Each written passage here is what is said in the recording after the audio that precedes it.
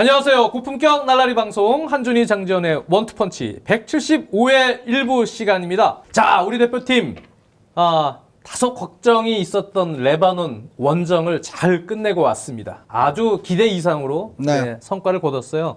여러 가지 이제 종합적인 성과가 있었다고 해야 될 것 같은데, 레바논 원정이 이번 2차 예선에서는 가장 먼저 찾아온 이제 고비처 아닙니까? 이것을 아주 훌륭하게 넘었다는 어떤 현실적인 것도 그렇고, 여기에 슈틸리케 감독이 이제 전술적 유연성을 확고하게 이제 발휘를 하기 시작을 했어요. 그래서 특히 역삼각형 미드필드 라인을 구성을 하면서 이것이 아주 멋들어지게 성공을 했다는 부분, 이 전술적 유연성을 발휘했다는 부분이 이 경기 결과 못지않은 또 아주 우리에게는 엄청난 수확이 아닌가 생각을 합니다. 그렇습니다. 레바논 원정이 우리가 그동안 좀 성적이 좋지가 않았고, 이날 또 황사, 이 황사가 상당히 심했어요. 그래서 우리 선수들이 뛰기가 쉽지가 않았습니다.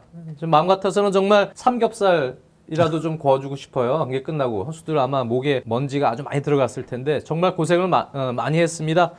레바논이 참 중동팀이 원래 좀 얄밉게 홈에서 경기를 합니다만 그 9번의 하이다르 선수, 아니 볼을 걷어내줄 것처럼 슬슬 좀 해가지고 내주는가 했는데 갑자기 드리블을 치고 들어왔어요. 그거는 그게 한 나라의 대표 선수가 그 정도의 그건 아니죠. 이 매너를 보여준다는 거는 참 어처구니가 없었습니다. 정말 얄밉더군요. 그래서 한편으로는 그것이 일어난 이후에 우리가 사실은 더 공격적으로 갈 수 있는 흐름에서 좀 끊긴 부분도 있고. 그리고 사실상 그 장면에서 조금 위험할 뻔도 했거든요. 그래서 그건 정말 아무리 이게 룰적으로 어떻게 할 수 없는 부분이라 하더라도 그거는 진짜 아닌 것 같아요. 그렇습니다.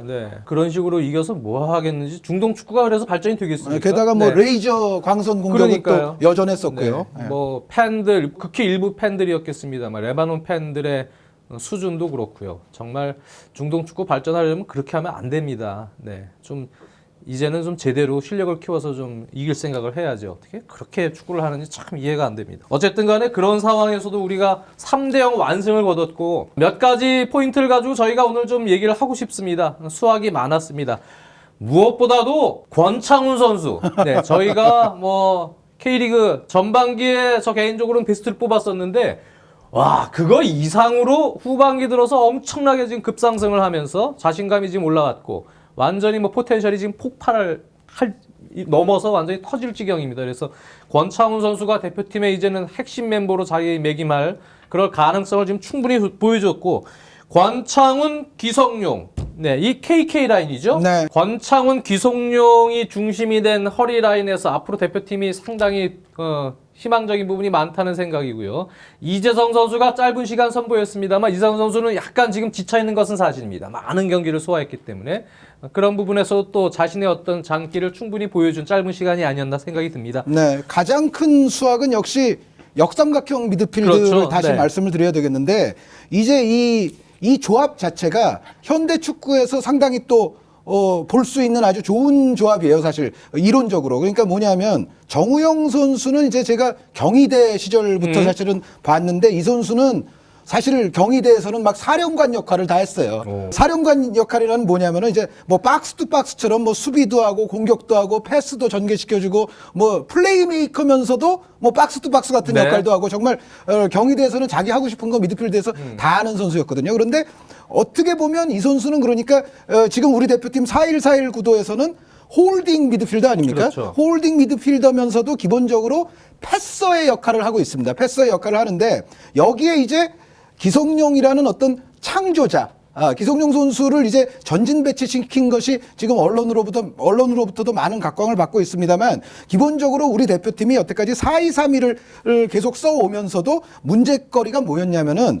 이 4-2-3-1은 기본적으로 이 공격형 미드필드에서 창조하는 역할에 상당히 방점이 찍히는 포메이션 아닙니까? 그런데 4-2-3-1을 쓰는데도 불구하고 사실 이 공격형 미드필더 자리에 과연 누구를 썼을 때 가장 효과적인지가 슈틸리케 호에서도 그렇게 분명치가 않았었거든요. 그런데 이 역할을 차라리 기성용 선수를 올리면서 크리에이터 역할, 그러니까 뭔가 좀 창조해내는 플레이메이커 역할을 하는 것이 좋겠다. 그러면은 옆에는 또 어떤 선수가 와야 되느냐? 통상 옆에는 뒤쪽에 이제 패서가 있고 앞쪽에 크리에이터가 있으면은 옆에는 통상 러너가 옵니다. 네. 이 러너는 정말 부단히 박스 투 박스처럼 뛰어다니는데 여기서 이 러너에게 중요한 것이 뭐냐면 단순히 뛰기만 해서는 안 되고 다재다능할수록 좋거든요. 근데 그런 선수가 바로 권창훈 선수예요. 그래서 지금 이제 대표팀의 역삼각형 미드필드 구성을 보면 현대축구 이론상에서 패서와 홀더이면서 패서 그리고 앞쪽에 크리에이터 그리고 러너 다재다능한 러너 이렇게 구성이 되는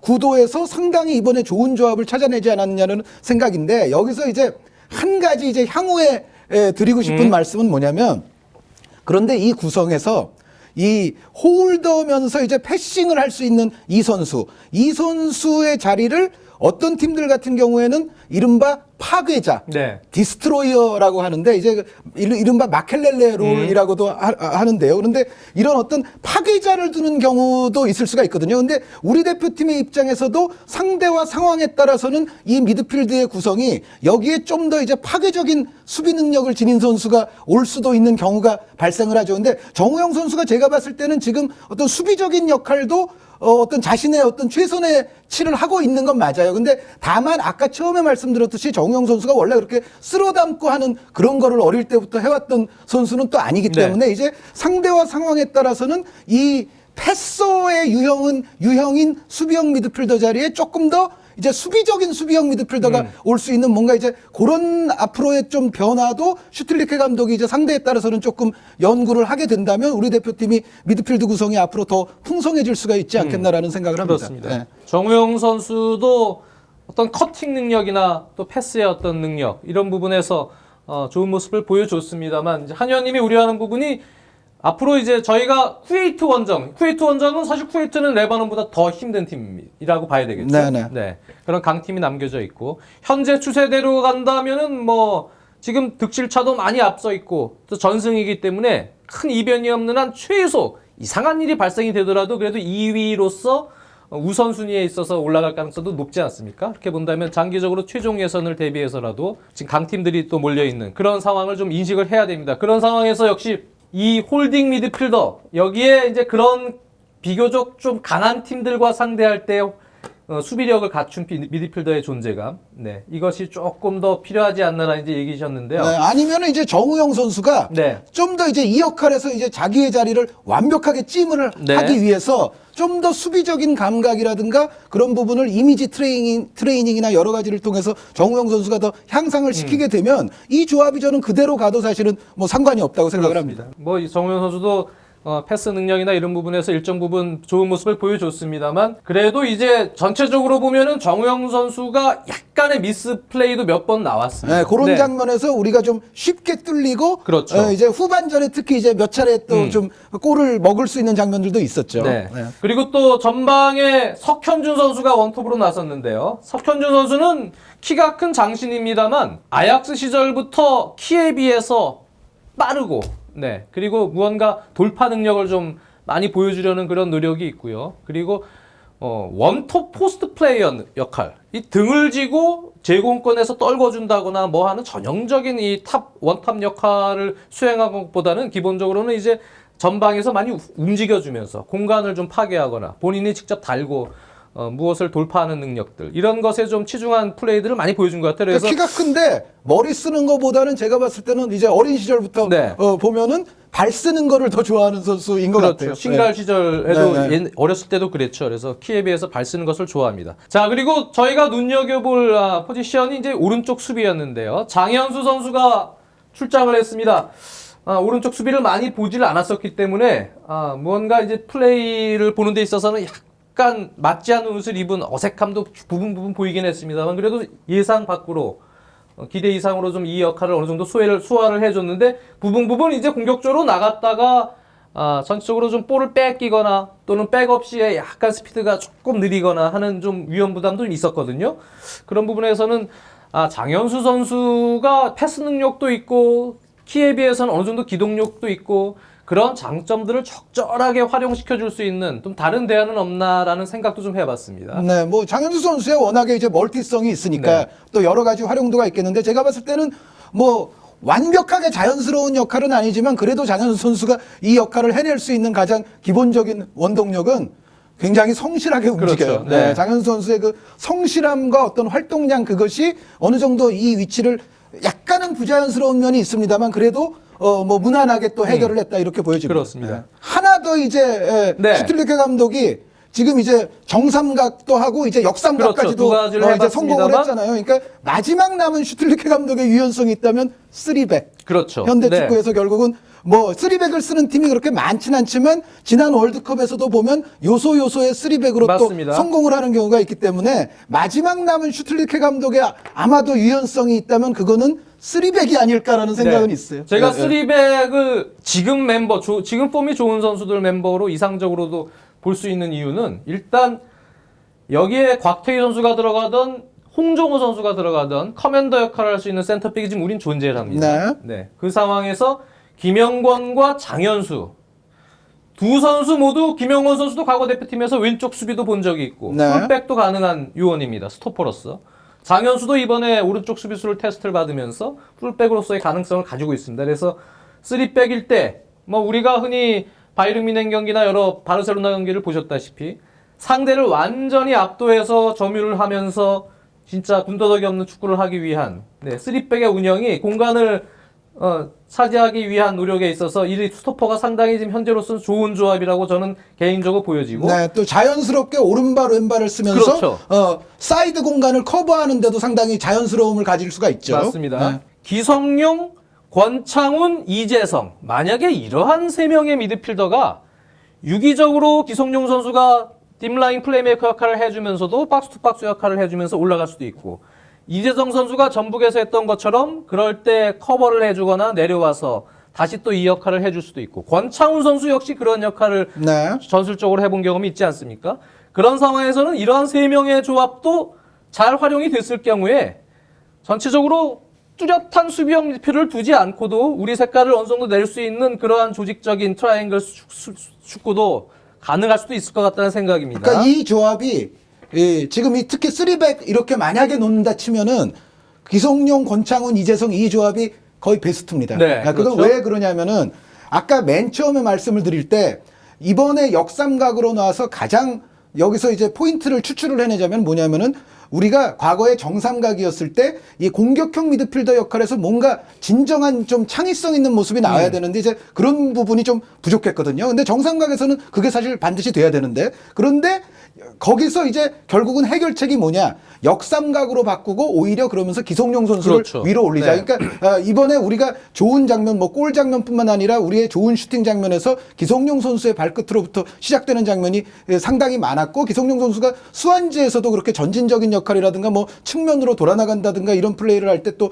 공격적으로 아주 좋은 모습들이 많이 나오지 않습니까? 그래서 기성용 선수를 위로 올린 게 포인트가 됐는데 만약에 기성용 선수를 아래로 다시 내린다면 지금 장 의원님께서 말씀하신 게 그런 거잖아요. 그랬을 때 위쪽의 둘은 권창훈과 이재성일 때가 가장 적합한 그렇겠죠. 거예요. 예, 예. 네. 이렇게 놓게 되면은 제가 봤을 때는 기성용 선수를 다시 뒤로 빼더라도 우리 전체적인 창의성을 그렇게 해치지 않는 그런 범위 내에서의 기성용 선수의 다시 후방 네. 배치가 이루어질 수가 있다는 거죠. 그것을 가능케 하는 조합은 제가 봤을 때는 역시 저도 이재성, 권창훈이 같이 기성용 앞에 들어올 때 이렇게 되면은 이제 혹시 기성용 선수가 올라오게 되면 또 두 선수가 좀 받쳐주는 그런 역할을 동시에 할 수가 있기 때문에 전체적으로 기성용을 앞으로 다시 후방으로 빼게 될 때는 앞쪽에는 권창훈, 이재성이 같이 들어오는 게 거의 베스트가 네. 아니냐라는 생각을 해봅니다. 그렇습니다. 예. 그런 상황 속에서 역시 윙백에 우리는 발이 빠르고 공수가담 능력을 다 갖춘 윙백들이 현재 존재합니다.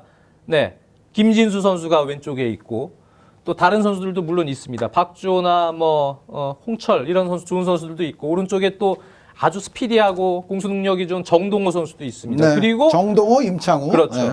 무엇보다도 이제 투톱 운영에 있어서 사실 이러한 전형으로 우리가 유연성을 또 갖추는 그러한 어떤 준비도 해야 된다는 말씀을 드릴 때 특히 손흥민 선수는 대표팀에서 항상 이제 왼쪽 윙포드에서 대각선 침투를 통한 슈팅 기회를 창출하는 움직임을 통한 이제 그런 역할들을 많이 했습니다만 여기서 2선에서 스위칭 플레이를 하거나 많이 움직여서 공간 차스를 하는 것보다는 조금 더 집중적으로 여기서 슈팅 기회를 많이 잡아주게 하는 본인의 장점이 슈팅 기회를 더 많이 살려서 좀 골 기회를 노릴 수 있는 그런 방법으로 만들어 주면서 석현준 선수는 원톱에 등지고 포스트 플레이 역할보다는 이런 투톱에서의 역할이 제 개인적으로 볼 때는 더 어울리는 공격수가 아닌가도 보여지거든요. 그리고 만약에 이렇게 투톱을 하게 된다면은 제가 봤을 때는 다 괜찮을 수도 있을 것 같아요. 네. 예를 들어 손흥민, 이정엽도 가능할 것 같고. 조금 다 특성이 다르지만 손흥민, 석현준, 뭐 손흥민, 황의조 뭐 여러 가지 조합이 여기서는 또 위력을 발휘할 수도 있지 않을까라는 생각이 있거든요. 그래서 그 아까도 말씀드렸지만은 이제 마지막 실험 하나가 이제 있다면 아마도 쓰리백이 되지 않을까. 그리고 현대 축구에서 제가 봤을 때는 정삼각, 역삼각, 쓰리백까지를 다 갖게 되면은 그 팀이 이제 상대와 상황에 따라서 그렇죠. 정말 유연하게 변화할 수 있는 모든 것이 준비가 맞습니다. 됐다고 보여집니다. 네. 상대의 어떤 전술적 운영에 따라서 우리가 수시로 바꿀 수 있는 조합이 한 3가지 정도 이 연습을 해놓는다면 상당히 좋을 것 같고 제가 네. 이 말씀을 드린 이유는 특히 유럽파들 이청용 선수가 아무래도 경기 감각이 조금 떨어져 있는 것 같습니다. 요즘에 경기를 많이 못 나가다 보니까 좀 선발로. 안타깝기는 한데요. 네. 네. 구자철 선수 역시 그런 부분 경기 감각이 조금 떨어진 부분이 보였습니다. 그래서 유럽파들이 현재 이런 폼으로 만약에 지속이 돼서 경기 감각이 조금 떨어졌을 경우에 오히려 아시아 쪽 월드컵 예선은 국내파 이재성, 권창훈 이런 조합 속에 지속적으로 경기 감각을 계속 가지고 있는 김진수나 기성용을 중심으로 한 이러한 조합으로의 어떤 중용도 괜찮을 것 같다는 생각에서 이런 말씀을 드립니다. 그리고 이제 마지막으로 한 말씀만 네. 드리자면은 뭐 쓰리백 뭐 이것까지는 뭐 어떻게 앞으로 될지 모르겠습니다만 이제 정삼각이 아니라 이번에 이제 역삼각을 써서 성공을 했는데 만약에 역삼각을 계속 밀고 가기 위해서는 그 안에서의 또 다른 유연성으로서 아까 처음에 말씀드린 약간 파괴적인 어떤 수비형 네. 미드필더를 또 한 자리 정도 기용을 하는 것. 그것도 아마 슈틸리케오가 앞으로는 조금 더 연구를 그렇죠. 해봐야 네. 될 대상이 아닌가라는 생각은 그러니까 있습니다. 전반에 조심스러운 운영을 해야 될 때 확실한 수비형 미드필더. 지금 부상 중이다만 뭐 김은선 선수도 있고 네. 여러 유형의 선수들이 있지 않습니까? 그런 홀딩 미드필더를 기용하면서 안정적인 밸런스를 가져가면서 그런데 상황이 위급해지는 경우가 분명히 최종 예상 가서는 있을 겁니다. 그런 상황일 때 공격적인 역삼각형 4-3-3과 유사시에는 이런 3백을 활용한 아주 네. 공격적인 태세 운영. 스토퍼들도 공격 공간을 완전히 잡아주면서 들어가는 이런 운영까지도 준비를 해놔야 되지 않느냐라는 생각에서 오늘 들어왔는데 한 의원 제가 이렇게 이런 나중에 이러한 전형도 한번 테스트를 해봐야 되지 않는데 한 의원님도 딱 여기에 부합하는 그런 같은 생각을 가져 마지막 남은 실험은 쓰리백밖에 없어요. 그렇습니다. 이제. 네. 그래서 한번 얘기를 해본 겁니다. 워낙 지금 잘해서 저희가 기대감이 올라가서 이런 얘기까지 하는 겁니다. 네. 그러니까 그만큼 이번에 권창훈 선수나 기성용 선수의 아주 놀라운 클래스를 또 봤기 때문에 우리나라 대표팀에 대한 아주 긍정적 전술적 희망도 막 생기는 겁니다. 이 대표팀 얘기는 여기서 정리를 하고 쿠웨이트전 다음 달이죠? 네, 쿠웨이트전 또 잘 준비해서 좋은 결과 있기를 바라겠습니다. 전북 얘기를 해보죠. 전북이 요즘에 지는 경기가 많아집니다. 그래도 네. 뭐 1위 지위 자체는 뭐 문제는 없는 것 같은데 다른 팀들이 이제 전북을 그렇게 엎을 만한 그거는 아직 못 보여주고 있죠. 그렇습니다. 네. 전북이 지금 경기 내용 자체가 좀 뭐랄까요 짜임새에 있는 내용이 아닙니다. 네. 그럼에도 불구하고 다른 팀들이 지금 치고 올라오질 또 못하고 있어요. 네. 뭔가 치고 올라오면서 위협을 줘야 되는데 그러지 못하다 보니까 전북이 지금 여전히 승점 차를 유지를 하면서 선두를 지금 달리고 있는데 무엇보다 이번 주말에 서울전이 있고 그리고 다음 주에 아주 중요한 간바 오사카와의 아시아 챔피언스리그 8강 2차전이 있습니다. 그래서 간바 오사카와의 아시아 챔피언스리그 8강 2차전이 있습니다. 그래서 그에 대한 얘기를 잠깐 해보도록 하겠습니다. 네, 전북은 일단 울산전에서 뭐 그다지 내용 물론 레오나르도 선수의 슈팅이 좀 골과 가까운 것들도 있기는 네. 했습니다만 전체적으로는 여전히 골 결정력이 최근에 좀 잘 살아나지 못하고 있는 가운데 또 울산에게 이제 패했고 어떻게 보면 만약에 이제 울산전을 좀 좋게 넘어갔으면 사실 서울전에 대한 부담이 좀 줄면서 간바 원정을 더 잘 준비를 할 수가 있었을 텐데 이제는 서울전과 간바전을 좀 동등하게 부담이 그렇죠. 생길 수 있는 네. 그런 입장이거든요. 그래서 간바전을 잘 치르기 위해서는 사실은 서울전부터 뭔가 전북도 잘 단추를 꿰야 되는데 지금 전북이 안고 있는 역시 가장 큰 문제는 에두 선수의 떠난 자리가 요즘 가면 갈수록 좀 느껴지고 있어요. 제가 한현님이 기록을 좀 조사를 해왔죠? 통계적인 분석을 조금 해봤는데 에두 선수가 뭐 쉽게 말씀드려서 있을 때와 없을 때의 어떤 통계 비교를 조금 해보면 일단 가장 단순하게 경기당 득점이 줄었어요. 에두 선수가 있었던 20경기 동안의 전북의 경기당 득점이 1.6골인데 최근 에두 선수가 떠난 이후 8경기에서 1.25골입니다. 그러니까 확연히 좀 감소 추세가 있죠. 많이 줄었네요. 네, 많이 줄었어요. 그런데 이러면서 또 이제 동시에 나타난 현상이 뭐가 하나 있냐면은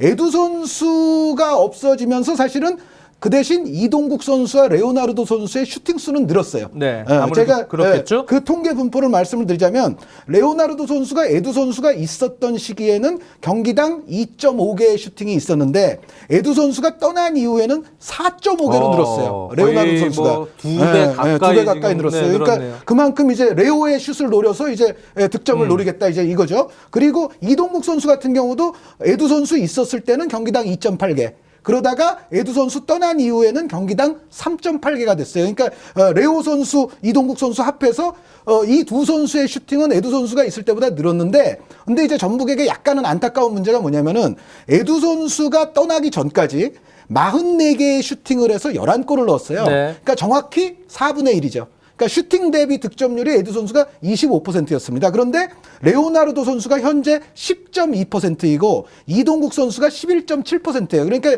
이 문제는 뭐냐면 그 에두 선수가 떠난 이후에 이제 레오 선수와 이동국 선수가 슈팅은 늘었는데 이 선수들의 어떤 슈팅 대비 득점률 자체가 애초에 에두 선수보다는 조금 떨어져 있었어요. 그러니까 그러다 보니까는 지금은 오히려 전북이 에두 선수 떠나기 이전보다는 평균 점유율은 오히려 올라왔거든요. 근데 평균 점유율이 높아지고 다른 선수들의 슈팅이 증가했는데도 불구하고 골은 줄었다. 이거는 결국 뭐를 의미하느냐 하면은 에두만한 확실한 한 방이 지금 전북은 조금 결여돼 있다. 이것이 지금 전북에게는 좀 뼈아픈 부분인데 상대적으로 이제 간단히 말씀드리자면 서울 같은 경우는 아드리아노 선수가 들어오면서 평균 골수 증가, 평균 슈팅수 증가, 평균 유효 슈팅수 다 증가했어요.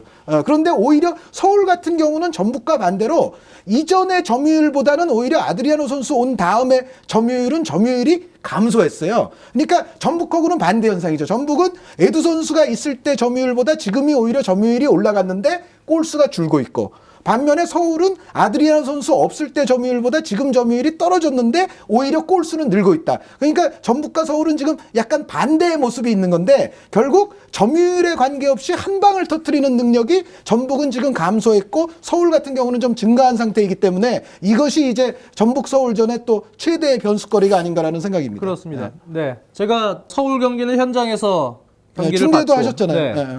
전북 경기는 집에 와서 다시 돌려봤는데요. 확실히 서울은 지금 전 경기를 올 시즌 쭉 보고 있습니다만 후반기 아드리아노가 들어오면서부터 나타난 기록에서도 그대로 나타나는데 공격으로 전환의 속도가 빨라졌습니다. 네. 공격으로 전환의 속도가 빨라졌다는 얘기는 그만큼 패스 횟수가 줄었습니다. 바로 전방으로 나가는 공격 루트가 아드리아노가 특히 공간 움직임이 상당히 좋기 때문에 상대의 옵사이드 라인을 깨트리는 날카로운 움직임을 해주는 선수가 전방에 있다 보니까 바로 줄 곳이 있는 맞습니다. 거죠. 거기에 최근에는 이제 지난 경기 때는 오랜만에 고요한 선수가 나왔습니다만 다카하기 선수한테 좀 밀려 있었는데 기본적으로 몰리나 다카하기 체제를 역삼각형 형태에서 오스마를 받치고 지금 구사를 하고 있는 3-5-2 전형에서 두 선수 모두 뒤에서부터 또 패스를 직선적으로 넣어줄 수 있는 그러한 패싱 능력들을 갖추고 있기 때문에 아마 아드리아노 선수가 더 공간 움직임을 하기 용이한 것 같습니다. 문제는 역시 박주영 선수가 지금 무릎이 좋지 않아서 지난 경기 쉬었는데요. 박주영 선수가 어떤 몸 상태로 나오느냐의 문제. 그리고 서울도 역시 컨셉 자체가 제가 지금쯤부터는 올 시즌 컨셉이 사실은 일단 안정성을 기반에 둔 전반에는 좀 조심스러운 운영. 후반에 조금 승부를 보는 이런 방식으로 많이 가고 있는데요. 현재 추세라면 이제 승부를 걸어야 되는 경기들이 지금 연이어 이어지지 않습니까? 전북 원정, 또 수원과의 슈퍼매치, 수원 원정, 그리고 강화위원장님 팀과의 성남 경기. 지금 성남 3위잖아요. 어쨌든 서울이 1, 2, 3위 팀과 지금 계속 붙지 않습니까? 네, 그 상황에서 역시 FC 서울이 이제는 승부를 걸어야 되는 타이밍에서 전반부터 조금 공격적인 태세로 임하는 것도 이제는 필요하지 않나라는 생각입니다. 네, 전북 원정도 그렇고 후반 가서 조커 싸움에 있어서 뭐 윤주태 선수 카드가 서울이 있긴 합니다만 전북도 지금 카드가 많고요. 그리고 오히려 전북 같은 경우는 최근에 나타난 문제가 제가 보면 예전엔 후반 중반 이후에 이 4백을 쓰다가 여기에 뭐 미드필더가 2명이 있고 4-2-3-1 전형이 된다면 공격과 수비가 분리되면서 수비 숫자가 확연히 줄어서 여기서 역습당할 때 공간이 많이 나왔는데 네, 울산과의 대결에서도 사실 뒷공간 그렇죠. 노출이 좀 많았죠. 네. 네. 근데 요즘에는 전반에도 막 그런 경우들이 상당히 네, 많아요. 네. 공수 간격이 전체적으로 분리가 되면서 어떤 상황에서는 여기서 최보경 선수나 누가 끊으러 갈 때 미스가 나오면 아예 포백, 특히 측면 수비수가 여기서 간격을 올려 잡아주지도 않은 채 그대로 일자 포백이 이게 서 있는 경우도 있습니다. 네. 뻥 뚫리고 이 공간 다 상대에게 주면서 여기서 그냥 공격진들 3명, 4명과 상대라는 그런 전술적으로 보면 상당히 언밸런스한 이런 상황들이 요즘에 많이 노출이 됩니다. 수비 전환될 때 수비 숫자가 아예 턱없이 부족한 경우가 또 후반 종반에 가서는 또 생기고 무리하게 공격을 나가다. 그 울산전에서도 사실 뭐 2골 실점도 있습니다만 사실 좀 더 실점할 수 있는 장면들이 지금 장 의원님께서 말씀하신 그렇습니다. 그런 상황들에서 좀 더 노출이 됐었어요. 그래서 물론 이제 공격 쪽에 이재성 선수가 다시 복귀해서 가세가 되면 조금 기름칠이 되겠죠. 약간 네. 유연성이 생기면서 여기서의 조합들이 생기고 또 김기희 선수가 가세를 하면 여기가 됐던 조금 이제 안정감은 되겠습니다만 문제는 이제 수비 같아요. 포백을 보호해주는 지금 수비형 미드필더들 최보경 선수가 나서던 여기서 제 역할을 지금 못 해주는 것 같습니다. 그게 이제 좀 전에 에두 선수가 떠난 이후에 아픔에 대해서도 좀 말씀을 드렸습니다만 전북이 올 시즌 처음 시작할 때부터 사실은 불안 요인 중에 하나가 중앙 미드필드였거든요. 네. 그러니까 중앙 미드필드가 사실은 나가거나 뭐 이러한 것에 비해서는 사실 전북 팬들이 정말 만족할 수 있는 수준만큼의 어떤 멤버가 갖춰졌다고 보기는 조금 어려웠던 부위가 사실은 중원인데 그 중원의 문제가 최근 이제 결정력의 문제와 더불어서 좀 같이 불거지고 있는 전북의 요즘이라고 보시면 될 것 같아요. 네. 그래서 지난 울산전은 한교원, 루이스, 이동국 선수를 선발해서 제외를 시키면서 체력적인 로테이션에 들어갔는데요. 네. 이번 서울전을 어떻게 치르냐에 따라서 감바오사과의 진짜 중요한 경기 있지 않습니까? 그 경기에서 감바가 물론 우사미 선수가 경고 누적으로 나오진 못합니다만 여전히 실리적인 어떤 색깔을 띠면서 역습에 있어서 조직력이 상당히 좋은 팀인 것만은 분명합니다. 수비로 전환될 때 문제, 이것을 먼저 고려를 해야 된다. 그러려면 사실은 윙포드들, 공격적으로 올라갔다가 백업이 들어오는 선수들과 함께 미드필더들의 어떤 수비 가담, 여기에 대한 신경을 써야 되기 때문에 이 최광희 감독님께서 서울전과 감바오사카전의 로테이션을 체력적 안배를 하면서 어떻게 잘 돌리느냐 이게 지금 상당히 과제로 남아 있습니다. 감바전에서 이제 전북의 가장 중요한 포인트는 지금 말씀하신 것과 같은 맥락인데 두 가지인 것 같아요. 그러니까 전북이 볼을 빼앗기는 순간 전체적으로는 분명히 저는 감바 홈이기는 합니다만 전북이 더 공격적으로 저는 주도하리라고 예상을 하고 감바는 근본적으로 지금 뭐 우사미 선수도 없는 상태에서 전북을 상대로 막 맞불적으로 나오지는 않을 거라고 생각을 하고 어떻게 보면 이제 또 홈에서 0대0이 됐으니까 전북 입장에서도 원정에서 골을 넣을 부담이 좀 있는 상태 아닙니까? 그래서 그런 것을 고려를 한다면 감바는 여전히 선수비 후역습을 할 가능성이 높다. 그랬을 적에 이제 전북이 공세적으로 좀 점유율을 좀 많이 가져가게 되는 상황에서 전북이 볼을 빼앗겼을 때 이때 이제 이른바 말하는 뭐 최근 개겐 프레싱 이런 표현도 많이 씁니다만 볼을 빼앗긴 이후에 조직적으로 빠른 압박이 바로 들어가 줘야 됩니다. 여기에서 다시 감바가 좋게 역습으로 빠져나오는 것을 쉽사리 방해하지 못하게 되면 감바의 역습에 전북의 또 넓은 뒷공간이 노출이 될 수가 있고 그래서 볼을 빼앗긴 순간에 일단 빠른 속도의 재압박 이것이 일단 전북에게는 가장 중요한 포인트고 두 번째는 간격 유지가 되게 중요합니다. 간격 유지를 잘하고 있어야 뒷공간이 설사 좀 넓게 허용이 돼 있는 상황이라 하더라도 이 좁은 간격 속에서 상대의 빠른 역습을 쉽사리 빠져나오지 못하게 막아낼 수가 있거든요. 근데 만약에 중원 같은 지역에서 간격 유지가 제대로 안 되면서 상대에게 패스할 수 있는 공간 여기는 또 엔도 같은 선수가 활약하는 공간 아닙니까? 이런 데서 상대를 조금 허술하게 풀어둔다면은 전북의 넓은 뒷공간이 완벽하게 또 노출이 되면서 바로 좋은 패스가 투입이 될 수가 있기 때문에 전체적으로 빠른 제압박 그리고 여기에 또 수반되는 간격 유지 그리고 이것이 또 잘 될 때 사실은 상대를 옵사이드 함정에 빠뜨리는데도 좋지 않습니까? 그래서 전체적으로 이 어떤 빠른 제압박과 간격 유지 이 두 가지만큼은 전북이 반드시 이 간바전에서 공격을 좀 많이 하더라도 그것을 생각하면서 네. 해야만이 결국은 간바에게 위험한 상황을 초래하지 않는다 이렇게 말씀을 드리고 싶어요. 그렇습니다. 무엇보다도 지금 선수들의 체력이 많이 떨어져 있는 것만은 분명한 것 같아요. 그래도 간바전은 이거는 그러니까요. 이 한 경기이기 때문에 네. 여기서는 정말 잘 뛰어야죠. 예. 그래서 결국은 얘기했던 뭐 다시 뺏긴 이후에 이 조직력 이것이 매우 중요하고 그리고 역시 공수 전환에 있어서 선수들의 투지가 필요합니다. 계속 밸런스를 유지하기 위해서 비중을 굳이 따진다면 물론 서울전도 상당히 중요합니다만 간바전이 비중은 간바전이 더 있죠. 일단은 8강 2차전이 네. 중요합니다. 그래서 서울전을 어떻게 융통성 있게 잘 돌려서 선방을 하고 간바전에 집중을 시키느냐.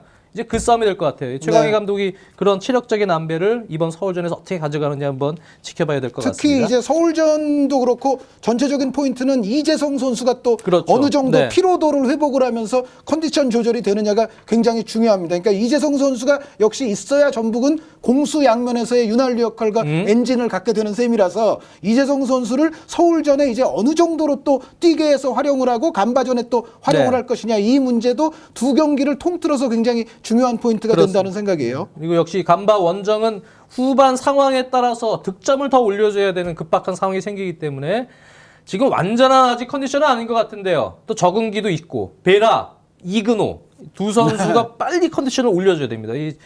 특히 서울전 때 출장 기회가 있다면 조금이라도 뭐 조직력을 좀 올려서 간바전에도 좀 기여할 수 있도록 좀 노력을 해줬으면 좋겠습니다. 네, 그리고 이근호 선수 말씀이 나왔으니까 드리는 말씀인데 지난번에 간바 1차전 리뷰를 좀 해드렸을 때 이근호 선수가 상대의 노장 미드필드 중앙 라인 있지 않습니까? 묘진과 엔도와 엔도. 묘진. 네. 이번에는 이제 곤노 선수가 이제 징계로부터 풀릴 테니까 그렇죠.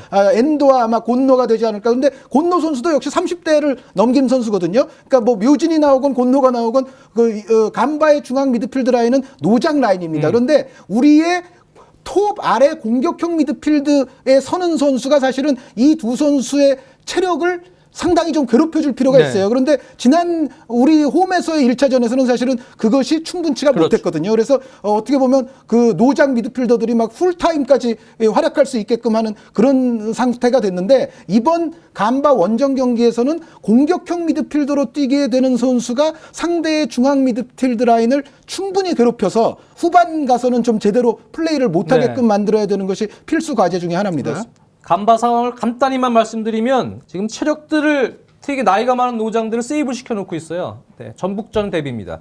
그렇기 때문에 나이가 많아도 지금 전체적으로 체력 세이브를 하고 있는 부분들 전북도 좀 고려를 해서 잘 준비를 해줬으면 좋겠습니다. 한준희 장전의 원투펀치 175회 1부 여기까지입니다. 2부에서 뵙겠습니다.